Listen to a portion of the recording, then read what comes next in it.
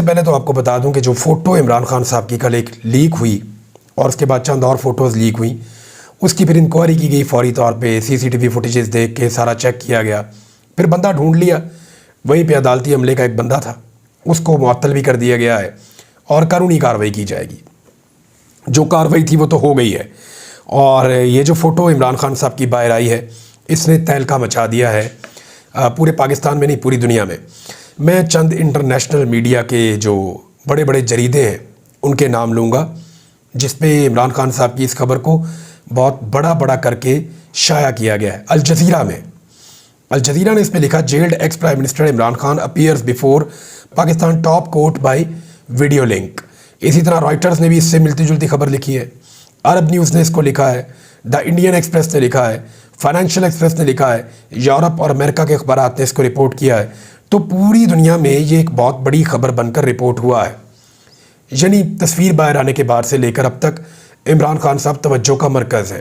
عدالت کے اندر سے جو رپورٹرز اور جو صحافی باہر آئے، جو وکلا آئے، انہوں نے بتایا کہ کوئی بھی دیکھ ہی نہیں رہا تھا بینچ کی طرف، ایون ججز بھی وہ کہہ رہے تھے کہ چوری چوری عمران خان کی طرف دیکھتے تھے اور وہ اس کو دیکھنا چاہتے تھے۔ جو عدالتی عملہ ہے وہ بھی عمران خان کو ہی دیکھ رہا تھا، جو وکلا ہیں وہ بھی عمران خان کو دیکھ رہے تھے، جو صحافی اور جو باقی لوگ موجود تھے عدالت کے اندر وہ سب عمران خان کو دیکھ رہے تھے اور عمران خان کو ہی دیکھنا چاہ رہے تھے۔ یہ معمولی بات نہیں ہے، اس سے پہلے بھی بڑے لیڈر پیش ہوتے رہے ہیں۔ نواز شریف صاحب خود چل کر عدالت میں گئے ہیں، کبھی ایسی پذیرائی نہیں ملی، اور بہت سارے لوگ عدالتوں میں پیش ہوتے رہے ہیں، لیکن جو عزت اللہ تعالیٰ نے عمران خان کے حصے میں لکھی ہے، یعنی اللہ تعالیٰ کسی کو کوئی چیز دے رہا ہو نا تو پھر آپ اس سے لڑ نہیں سکتے۔ میرا یہ ماننا ہے کہ اللہ رب العزت ہے، وہ عزتوں کا مالک ہے، عزتوں کا رب ہے۔ اگر وہ کسی کو عزت دے رہا ہے تو کوئی اور چھین نہیں سکتا، اگر وہ کسی کو ہمت دے رہا ہے تو اس سے کوئی ہمت چھین نہیں سکتا، وہ کسی کو صبر دے رہا ہے تو کوئی اس سے صبر چھین نہیں سکتا، اور کسی کو طاقت دے رہا ہے تو کوئی اس سے طاقت نہیں چھین سکتا۔ آج مقبولیت عمران خان کے ساتھ ہے، آج عمران خان کو اللہ تعالیٰ عزت دے رہے ہیں تو کوئی زمینی خدا اس کو نہیں چھین سکتا، وہ جتنا مرضی طاقتور ہو، جتنا مرضی زور لگائے، جب تک میرا رب نہیں چاہے گا کوئی اس کی عزت کا ایک اونس بھی اس سے نہیں لے پائے گا، ایک ذرہ برابر عزت کم نہیں کر پائے گا، اور یہ بہت بڑی حقیقت ہے، اس سے ہم بھاگ نہیں سکتے۔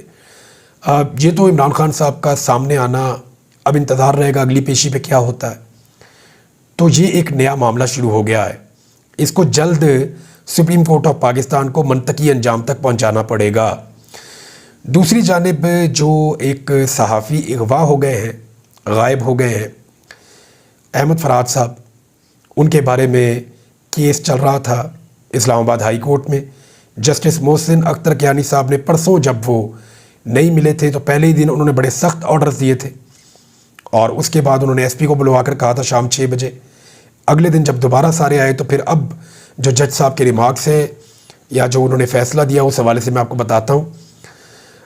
ایک تو جج صاحب نے کہا کہ میری رائے ہے کہ قانون سازی ہو اور گمشدگیوں میں ملوث افراد کو پھانسی دی جائے، اصل بات وہی ہے۔ انہوں نے کہا مقدمے کی سماعت کرتے ہوئے senior superintendent police S S P operation Jamil Zafar عدالت کے سامنے پیش ہوئے، اور اس کے علاوہ احمد فرحات کی اہلیہ اور ان کے وکیل ایمان مزاری اور ہادی علی چٹھا بھی عدالت کے روبرو پیش ہوئے۔ دوران سماعت عدالت نے استفسار کیا کہ پیش رفت کیا ہے۔ سرکاری وکیل نے بتایا کہ اسپیشل انویسٹیگیشن ٹیم بنائی گئی ہے، کوشش جاری ہے۔ ایس ایس پی آپریشن نے کہا کہ میں لاپتہ افراد کی اہلیہ سے ملا ہوں، جہاں تک مجھے پتہ چلا ہے کہ گھر کے باہر سے ان کو اٹھایا گیا ہے۔ ہم نے 15 گاڑیوں کی فوٹیجز لی ہیں، گاڑیوں کے نمبر رات ہونے کی وجہ سے نہیں پڑے جا رہے، گاڑیوں کے نمبر ٹریس کرنے کے لیے بھی ابھی بھی ایف آئی اے میں کام جاری ہے۔ ملک بھر کے تمام آئی جیز کو ہم نے خط لکھا ہے، تمام خفیہ اداروں کو بھی خطوط لکھے ہیں، جیو فینسنگ ہم نے کر لی ہے، کچھ وقت اس میں لگے گا، سی ڈی آر اور جیو فینسنگ پر کام ابھی ہونا ہے۔ عدالت نے پوچھا کہ کبھی ایسا ہوا کہ آپ کو مثبت رسپانس ملا ہو؟ کل کہا تھا پولیس انویسٹیگیشن جب ختم ہو جائے تو سیکٹری دفاع کو بلاؤں گا۔ اسسٹنٹ اٹارنی جنرل صاحب، سیکٹری دفاع کو بلانے کا یہی وقت ہے، یا تو آپ کہیں کہ را کے ایجنٹ آئے اور بندے کو اٹھایا تو میں مان لوں۔ اس سال میں جتنے بھی پرچے ہوئے ہیں किसी में भी अभी तक तफ्तीश मुकम्मल नहीं हुई। मैं अभी बता रहा हूँ, ये फिंगर प्रिंट्स ही मैच नहीं करेंगे। बाइस शर्म बात है, पूरी कौम को पता है कि कौन क्या कर रहा है। अदालत ने मजीद रिमार्क्स दिए कि पूरे पाकिस्तान को मुझ समेत पता है, मगर आंखें बंद की हुई हैं। हमने क्या ज़बरदस्त सिस्टम है, लापता शख्स बेचारा वापस आकर कुछ कह भी नहीं सकता। लापता शख्स जब आता है तो उनको और उनकी फैमिली को बताया जाता है खामोश रहना है। मेरी राय है कि कानून साजी हो और गुमशुदगियों में मुलव्वस अफराद को फांसी दी जाए। असल बात वही है, वो लोग लापता हैं जो बात कर रहे हैं, यानी जो लोग बोलते हैं वही लापता होते हैं। लापता अफराद में अक्सरियत सहाफ़ियों, सोशल कारकुनान की है। मैं आपके सामने एक मिसाल बैठा हूँ। बाद अदालत ने सेक्रेटरी दिफा और सेक्टर कमांडर ISI इस्लामाबाद को ज़ाती हैसियत में तलब कर लिया। सेक्रेटरी दिफा से कुछ नहीं हुआ तो वज़रा और वज़ीर आज़म को बुलाऊंगा। अदालत ने रिमार्क्स दिए कि इस्लामाबाद हाई कोर्ट के दायरा इख्तियार से कोई लापता होगा तो सज़ा IG को भुगतना होगी। सेक्रेटरी दिफा से नहीं हुआ तो वज़रा और फिर वज़ीर आज़म को बुलाऊंगा। सिक्योरिटी इदारों को ख़त लिखने से मसला हल होगा, ये भी सवाल उन्होंने उठाया। SSP ऑपरेशंस ने बताया, जब इन इदारों को लिखते हैं तो कभी मुस्बत जवाब नहीं आया। इस पर अदालत ने कहा, एक आम आदमी की 4 बातें आपको बुरी लगती हैं, बंदे को ही उठा लिया। सारा दिन सोशल मीडिया पर लोगों की इज्जतें उछाली जा रही हैं, क्या करें, सबको उठाएंगे। अगर आपसे काम नहीं हो रहा तो कोई मुतबादिल ऑप्शन दें। जस्टिस मोहसिन अख्तर कियारी ने कहा कि अपना काम करें तो आपको प्रेस कॉन्फ्रेंस की ज़रूरत नहीं पड़ेगी। बंदे की बाजियाबी में अगर ये सारे नाकाम हुए तो इनके खिलाफ तौहीन अदालत का शोकाज करूंगा। मुझे पुलिस पर पूरा यकीन है, रियासत का चेहरा पुलिस है, कोई और नहीं।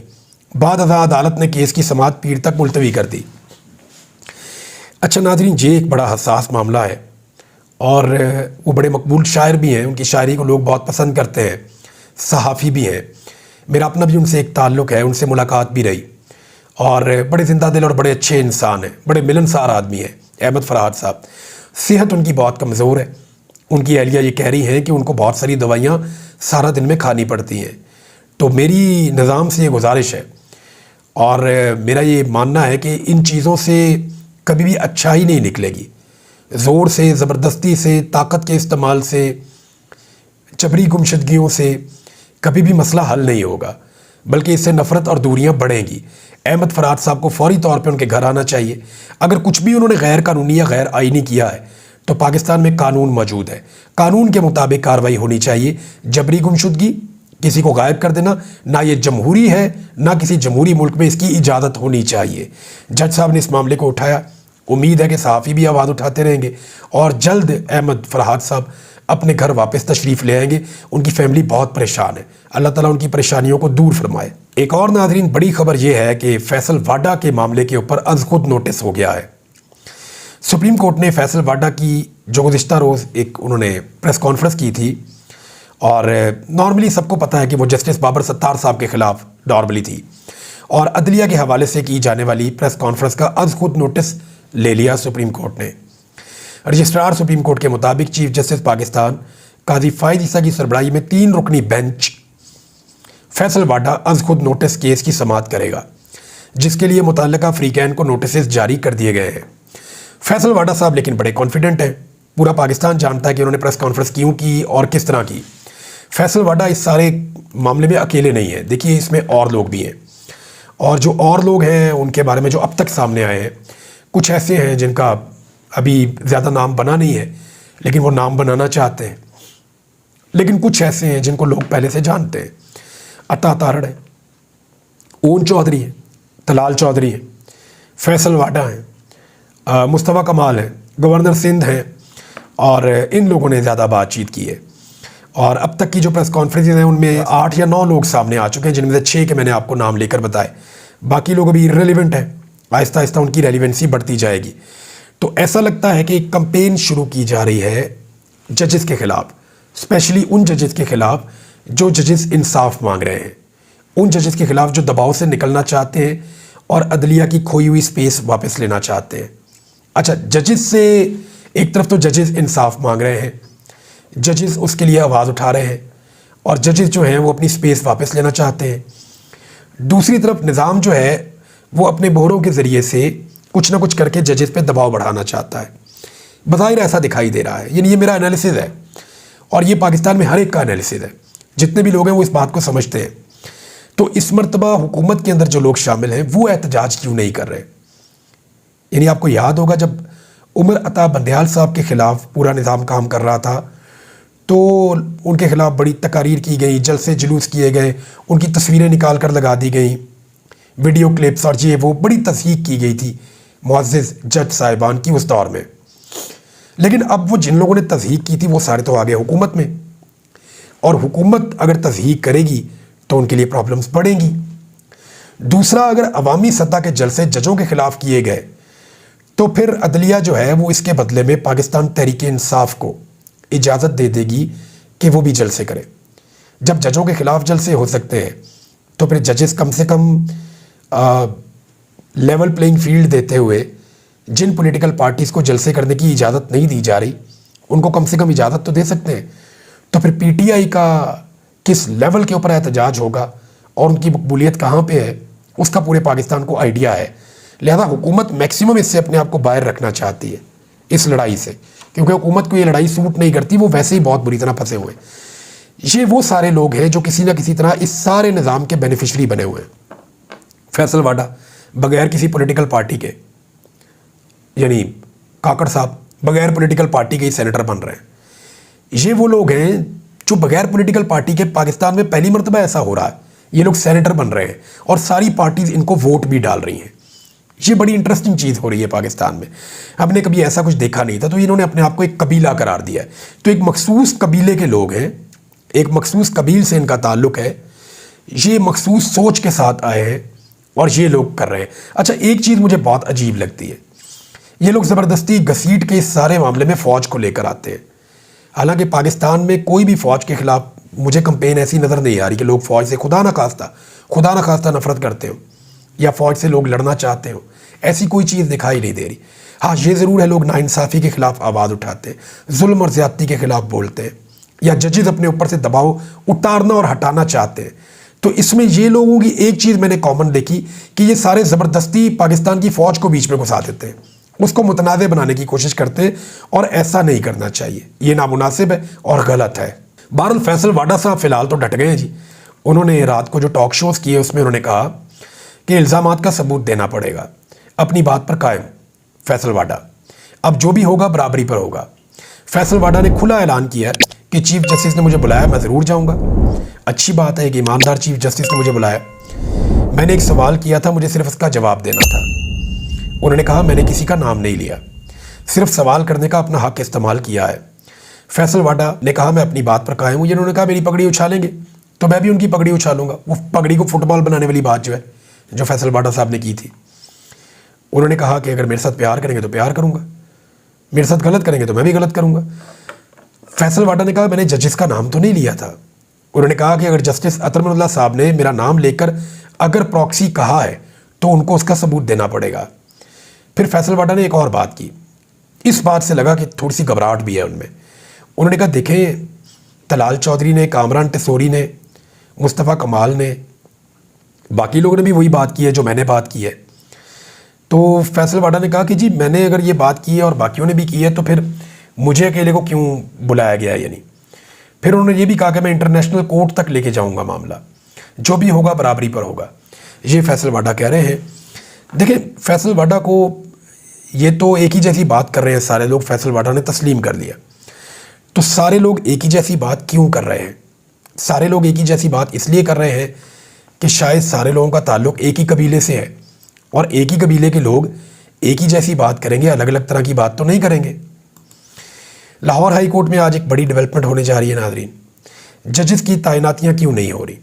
لاہور ہائی کورٹ نے جو تعیناتیوں سے ریلیٹڈ ایک کمیٹی ہوتی ہے حکومت کی، اس کو بلوا لیا ہے، اور یہ اندیا بھی دیا ہے کہ وزیر اعلیٰ پنجاب کو بھی وہ بلا لیں گے۔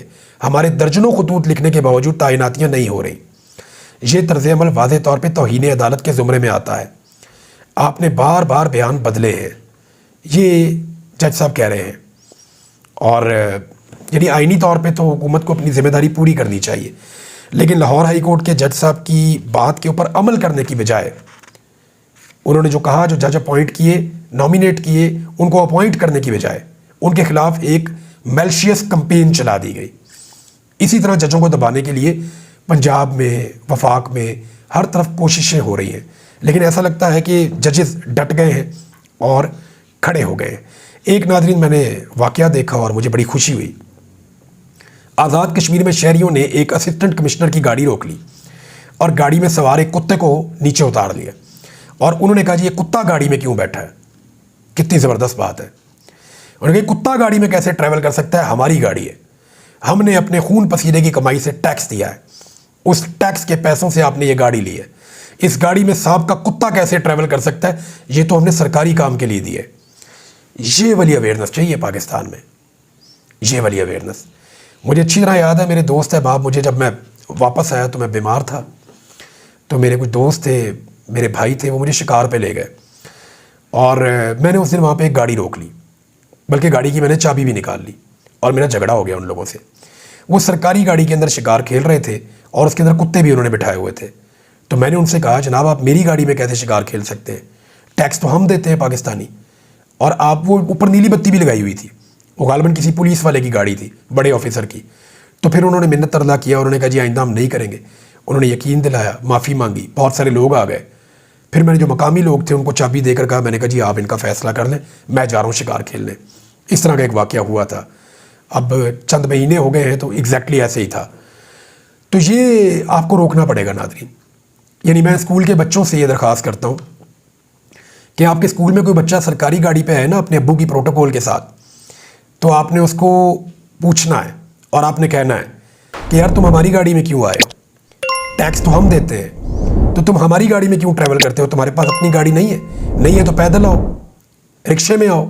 लेकिन अपने बाप के प्रोटोकॉल के साथ अगर किसी बच्चे को आप देखें कि वो सरकारी गाड़ी में है, तो बाकी बच्चों को चाहिए कि उससे पूछें ज़रूर, ताकि वो जो बाप है वो सरकारी ख़जाने के ऊपर बोझ ना बने। सरकारी पेट्रोल पे, सरकारी प्रोटोकॉल पे, सरकारी गाड़ी पे, सरकारी नंबर प्लेट, सरकारी बत्ती ऊपर चल रही है, उस गाड़ी के अंदर तो बच्चे को स्कूल नहीं आना होगा ना। तो बाकी बच्चों को चाहिए कि अभी से रोकें, ताकि उस बच्चे की आदतें भी ठीक हो और उसके अब्बू की आदतें भी ठीक हो। ख़वातीन से गुजारिश है कि अगर आप बाज़ार के अंदर देखें और आपको नज़र आए कि सरकारी गाड़ी के अंदर कोई खातून जो है वो शॉपिंग करने आ गई हैं, तो आप उनसे ज़रूर पूछें कि आप हमारी गाड़ी में शॉपिंग क्यों कर रही हैं, क्या आपके पास अपनी गाड़ी नहीं है शॉपिंग करने के लिए? अगर नहीं है तो रिक्शे में आइए, बस में आइए, वैगन में आइए। बहुत सारी औरतें हैं वो वैगन में जाती हैं, बस में जाती हैं, रिक्शे में जाती हैं, बहुत सारी ख़वातीन पैदल चलती हैं। आप भी ऐसा ही कीजिए, अपनी औकात में रहिए। ये जो गाड़ी है ये हमने सरकारी काम के लिए दी है, इसमें पेट्रोल जो है वो हमारे खून पसीने की कमाई का फूंका जा रहा है। तो ख़वातीन से भी गुजारिश है कि वो अपने आसपास आने वाली ख़वातीन को ज़रूर शर्मिंदा करें, ताकि वो भी और उनके हस्बैंड वो इन मामलों से बाज रहें। अब तक के लिए इतना ही। अपना ख्याल रखिएगा, अपने इस चैनल का भी। अल्लाह हाफ़िज़।